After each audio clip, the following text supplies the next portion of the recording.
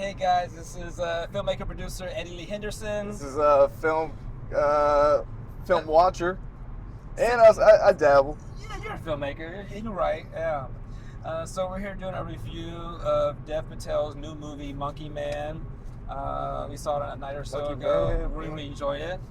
Yeah. So, you want to tell them just the basic outline of the plot of the movie? The idea is I would say it's a revenge story.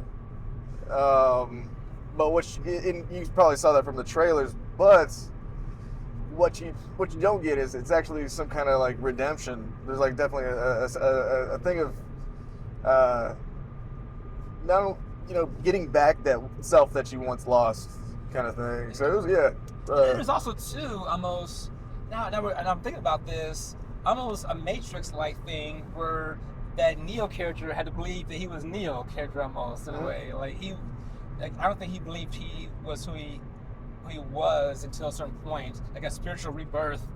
Yeah, right? Yeah. When he went to the temple and that one guy, I didn't write down his name, but he is an amazing actor. He was the kind of when he was like he got injured in one part of the movie, and they those people took him in and bandaged him up, and that one guy was like kind of the leader, and his acting was amazing. Anyways, this is Well, we can go into the acting now. Yeah. And going to a predominantly Indian movie, in America we think of the acting in a certain way from India, and so I think it's why a lot of Americans find it tough to get into Bollywood movies, because the acting is different than what we're used to here. The acting in this film, I felt, was very natural, very powerful. From Dev, who's always been good since when we saw him in Slumdog Millionaire to now, and some of the other supporting characters, and even the kids, I thought very, very powerful and believable in this. Oh yeah, the kid who played young Dev Patel was amazing. During the tragedy, all that stuff. How he played it was really well done. And I do think, yeah, you're right. There is a different dynamic when it comes to Bollywood versus the Hollywood acting. But it's kind of blended the two. I'm pretty sure a lot of these actors, are famous already. They're established. I'm sure. And we're just like American audiences are just seeing them for the first time. Yeah, I just really appreciate Dev, because he's so different like cultures, where he's Indian ethnically, born in I think Ethiopia or Egypt. He's born in Africa, but was like raised in London or something like that. So he has all these different sensibilities from 3 different continents. Yeah. And I think it shows. Like he did it. It's almost like you talk about fusion food. This was almost like a fusion movie where he had a lot of different things mixed up in there. Oh my gosh! Right. And one can be said about the action. So, I'm not necessarily a huge fan of Paul Greengrass's Bourne series, or the way he did the action in that. Very frenetic, very choppy, very close to the camera. There was a lot of that in this movie, where the chasings and fights and stuff were very frenetic, very fast-paced and quick, and very close to the camera. And I wasn't necessarily a fan of that. There were some scenes that were closer to a John Wick style, where you back up a little bit, you see the choreography on a wide lens, but most of it was on a tight lens and very frenetic.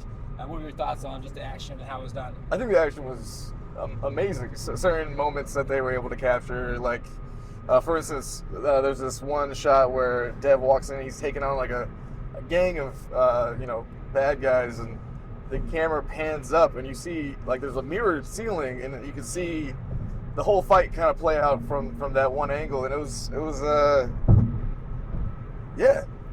But what's interesting is that you can see. I mentioned how Dev's from different cultures.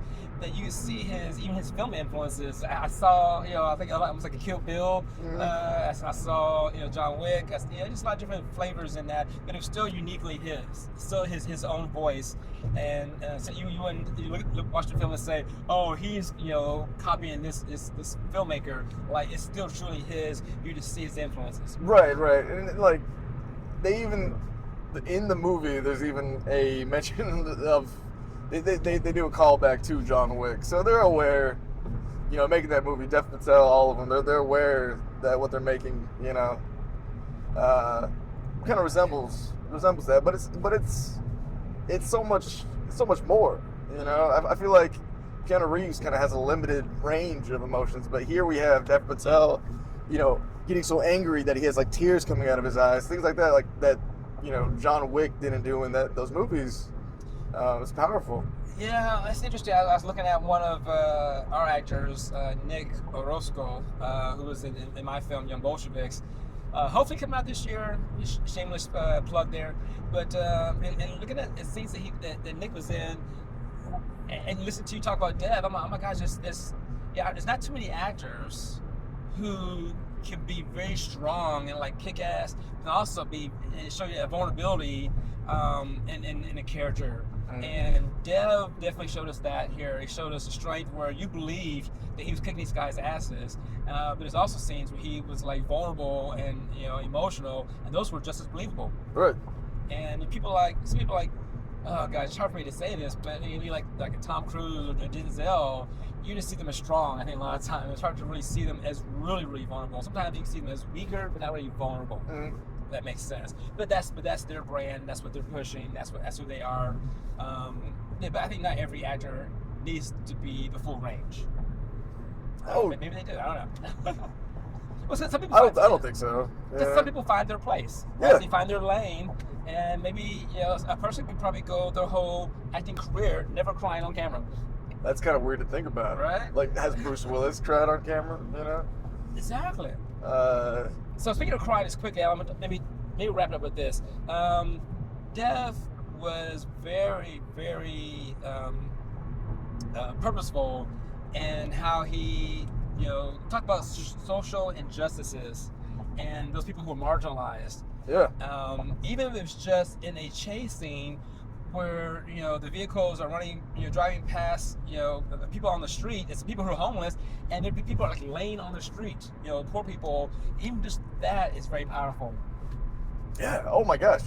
And over the years, I've seen more and more friends have showed me movies like Andhadhun, I think it's called, and then movies like going back to Shah Rukh Khan and people like Amir Khan, with Lagan. It's cool to see these stories actually like getting over to being I don't know if you would call it an Indian movie, really. I don't know. It's just it's amazing. It's not fair. Yeah, well, you're right. It's not fair to call that an Indian movie. It's just a movie, and then you probably need to get out of that classification, right? of trying to like just put labels on stuff like that. It's just a movie, and it's a good movie. Yeah. Like, if you like action films, I feel like this satisfies everything you want for an action film. Yeah. All right. So we talked about him focusing on the marginalized, the people at that temple, and we're not going to do spoiler alerts here in this review, but the type of people who were there were the social outcasts in India, and those are the ones who were responsible for his spiritual rebirth, which was something I think he really wanted to push as his message. And I like to. Okay, one more thing. I say one more thing was the marginalized people. One more thing. You're right. But him really is a fight against the man. Yeah. Right? Because the main villain, and there's one above him, but the main villain was the police chief.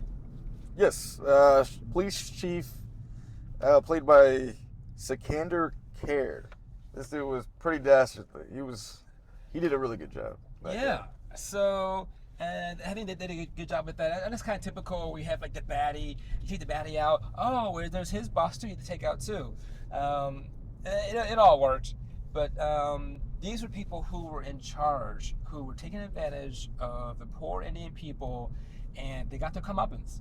And Monkey Man Dev Patel was a vigilante who took care of these bad people in charge. The government guy, he's probably like a local governor, maybe the last boss, the police chief's boss, right?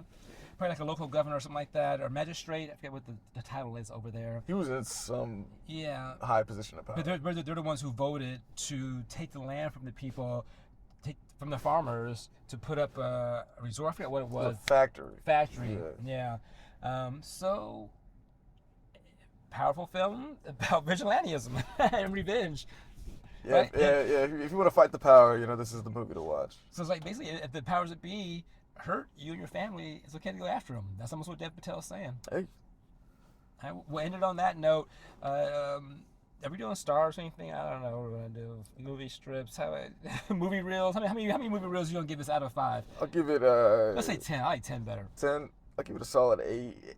Oh, dude, it's so. To be pretentious, I'm gonna give it a 9. A 9. 9 reels out of 10. I'm gonna give it 8.5 reels.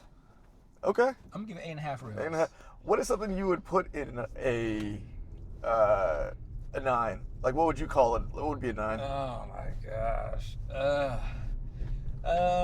Well, 9.5 would be. Talking about action films, I would maybe go like The Gentleman. Guy Ritchie's The Gentleman. Okay, Guy Ritchie's The Gentleman. Yeah. The only reason why I would ding Monkey Man in 1.5 reels is because of the action. It wasn't my style. Understood. All right. So if he had done it more John Wickian, more Eastern, like Taiwanese, where we back the camera away, let us see the action.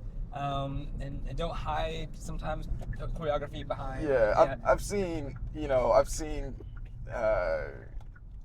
how you direct fight scenes, when it comes to these, demo reels and stuff. Anyways, yeah, you're definitely a fan of the more, like old school martial arts movies.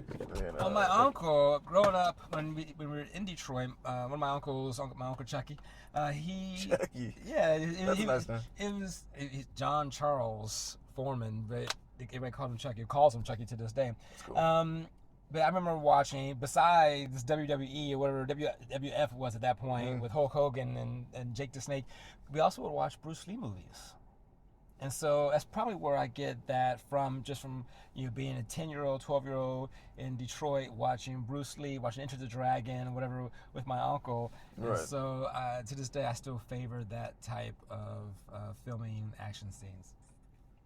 So, okay. 8.5 reels for Monkey Man. 8.5. I give it a 9, solid 9, and possibly next review will be for the Alex Garland film, Civil War. I just saw it last night. Eddie hasn't seen it. It is something to behold, really. I'll watch it this weekend. We'll do a review on that as soon as we can. As long as everything that's coming out, we're going to hit up everything. We're going to do everything from this point on. I'm done. Yeah. Keep up the reviews. I feel like I'm getting a little bit more comfortable being in front of camera, but he did great, didn't he? All right. Yeah. Thank you guys. See you next time. We're going to go in here to talk about his short film. Yeah, I got a bunch of. Hold on, this is all empty. I have some storyboarding. That's what it's called, storyboarding. You got a storyboard notebook. Well, show people what you storyboard notebook right here. So that's one way to go about getting your ideas started, and when you're creating your own world for your film. Yeah. Man, look at you. Oh my gosh, this is cool. All right, talk to you guys later. Peace. See ya.